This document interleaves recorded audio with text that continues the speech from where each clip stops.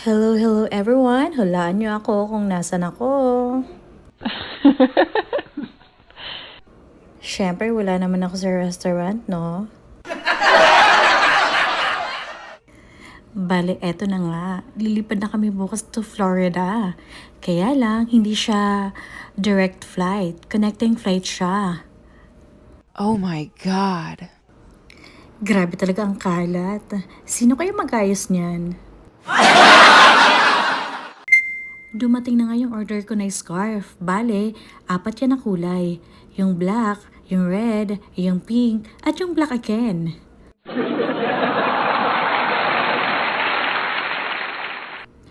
At dumating na rin yung AirTag. Ayan, para hindi mawala yung mga anak ko sa Amerika. Lalo na si Fia, panay ng takbo. Pasakay na kami ng plane papuntang New York. Kasi nga, connecting flight, 'di ba? You can put it on the there for me. Someone? Your mom? No, she's helped me.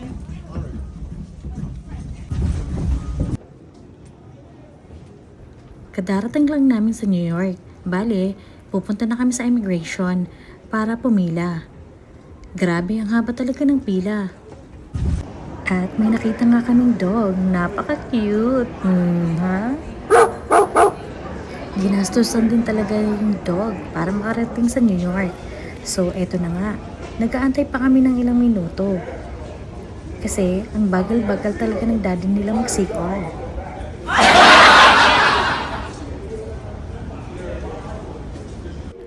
Bale, nakasakay na nga kami ng train. Lilipat lang kami ng kabilang airport. Sasakay na naman kami ng plane papuntang Florida. Pagpasensyahan nyo na yung bangs ni Fia. Hindi ako may gawa niya na. Siya yung nag-update. Nakababa na nga kami ng train, so lilipat kami sa kabilang airport.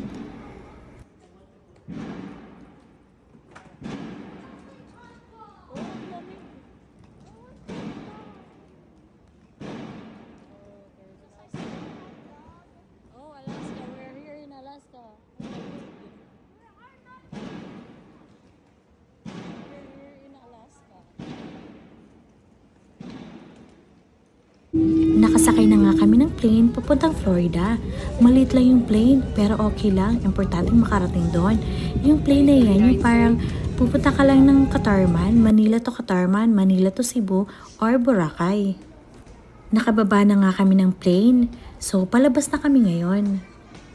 Yung magsusundo sa amin yan, si Marlon. Almost 1 hour and 30 minutes ata yung binahe para lang kaming sunduin. Napaka-amazing talaga kasi nagkita na naman yung dalawang magkaibigan.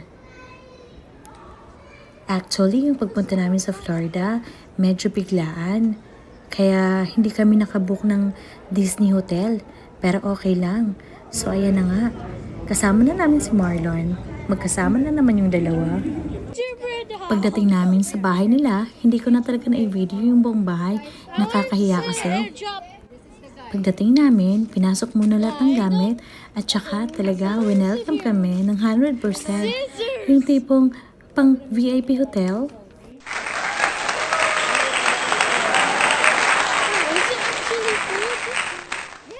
Pagdating talaga namin at talagang bumili pa sila ng cake, hindi ko nga alam kung asa na yung picture ng cake at talagang hindi ko na naisama dito. At syempre, pagkatapos naman kumain, inuman na. So, hindi ako masyado uminom kasi syempre, ayoko malasing. Bumili pala si Ate Lala ng gingerbread house. Ayan, ina-assemble nila. Pero, ako naman, ginugulo ko. This is your baseboard, the white one. Oh my God. How you do this? Here, this is your baseboard. Morning dito mainit. Oo. Siya nagluluto dito. Ito.